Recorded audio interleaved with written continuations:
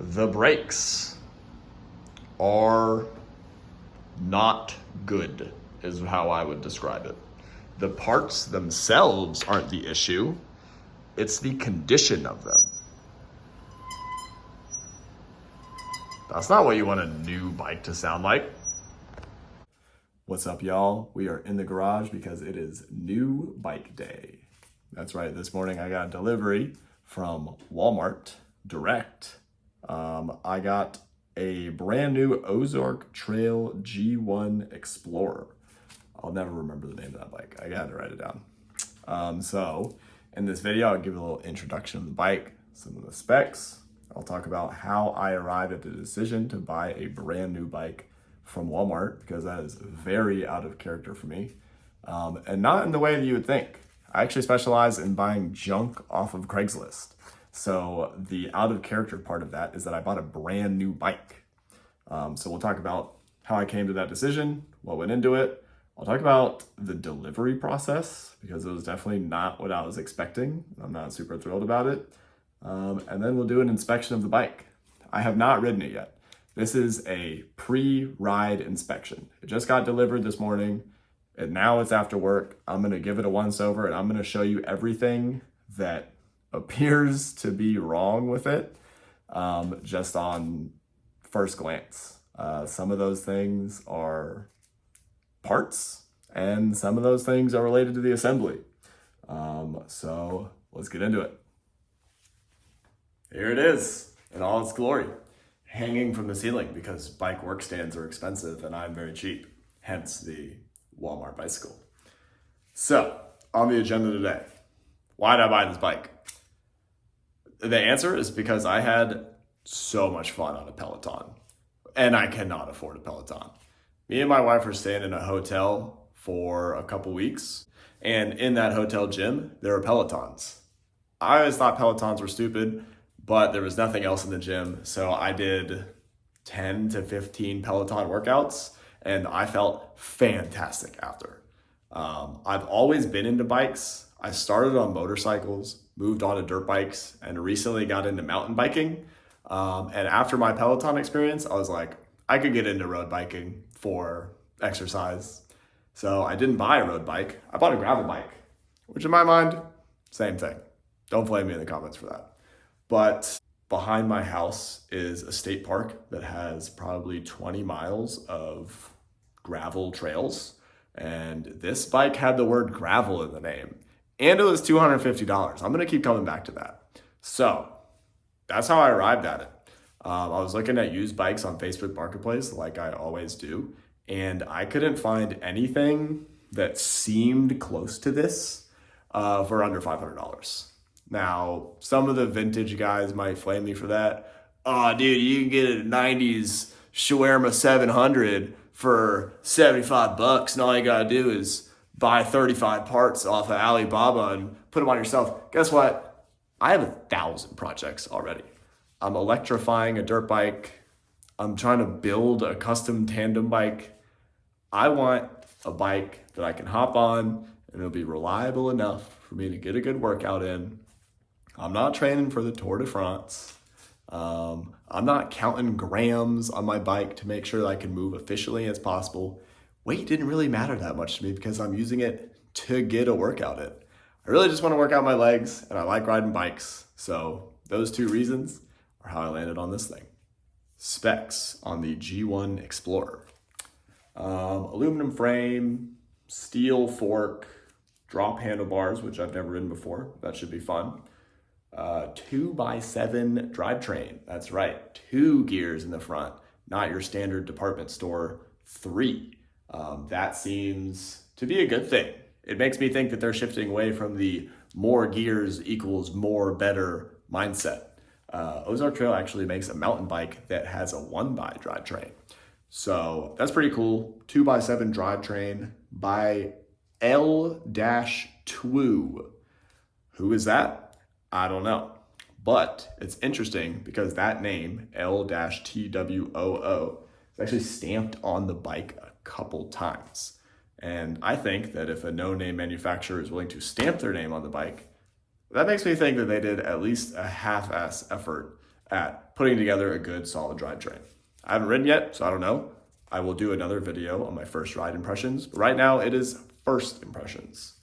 Mechanical disc brakes, Kenda tires, which is pretty cool. Overall, a pretty solid kit. So let's dig into the details, shall we? The delivery process was strange. So I've seen these bikes in store, and I've heard that Walmart uses some cheap contractor to set up their bikes. So I did not buy it in the store. I bought it online because I wanted it shipped to me in a box, mostly assembled, but with the wheel and the brakes disconnected and stuff, so that I could do the final assembly, lube everything up, torque it myself, and make sure everything's good. So I bought it online, and to my surprise, they said it will be at your door tomorrow. They said it was gonna be delivered at 11:10. I was like, wow, that's an extremely specific delivery time.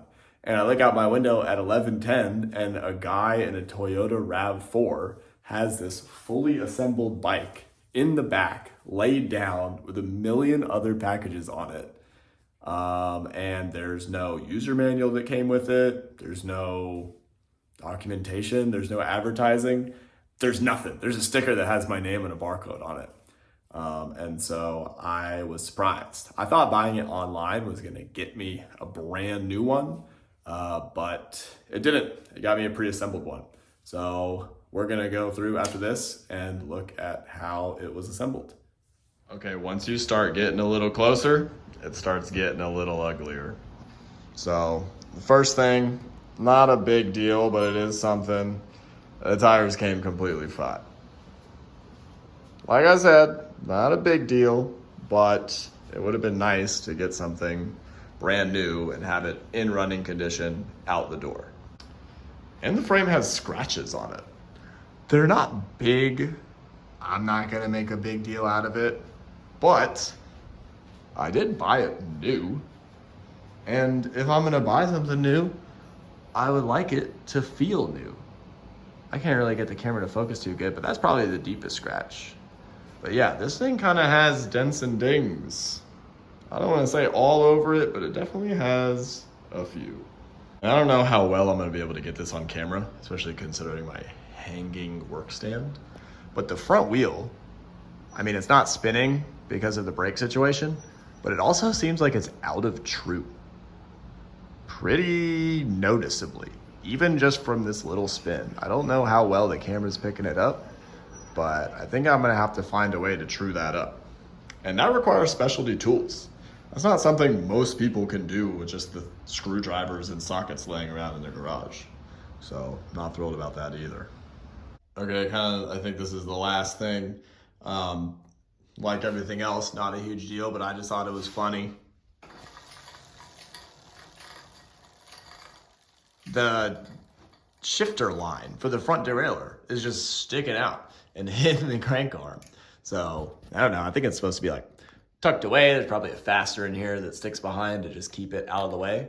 And I'm gonna have to figure out how it's routed because the guy that assembled it just left it like that. Kind of status quo with everything else. So that's everything that I noticed on just first 5-minute look over of the bike. Also one thing I noticed that I didn't talk about is the seat post is not lubed at all. So I might take everything apart to show all the pivot points and lube it up. So everything that I listed is minor. It's fixable. There's no broken parts on it. Nothing is assembled egregiously wrong. But when you buy something new, you want it to feel new. And I just picked this up this morning, and this thing doesn't feel new at all. I wanted to return it and get one shipped to me directly from the factory, but it seems like stock is super low. I went to the store and all they said I could do is return it, and they didn't have any other ones. And I actually called Walmart to see if I could get one shipped to me directly from the factory, unassembled, and they said that that wasn't an option either. The lady on the phone didn't know why, but I think it's because they just don't have any right now. So those are my first initial impressions, an unboxing, if you will. Once it stops raining, I'm gonna hop on and give it a first ride, and I'll record that. And in between those two things, we're trying to fix all this stuff. So if you want to see how the bike does, once I get it all tuned and trued, and if you want to see where I kind of end up going with this, because if you know me, I don't keep anything stock. If you want to see where this project goes, subscribe, look out for future videos. If you like this video, shoot me a like. I think that helps me out. I don't know, I'm still pretty new to YouTube. But yeah, I'm gonna get it trued up. I'll post a video about the first ride, and we'll figure out where we're gonna go from there.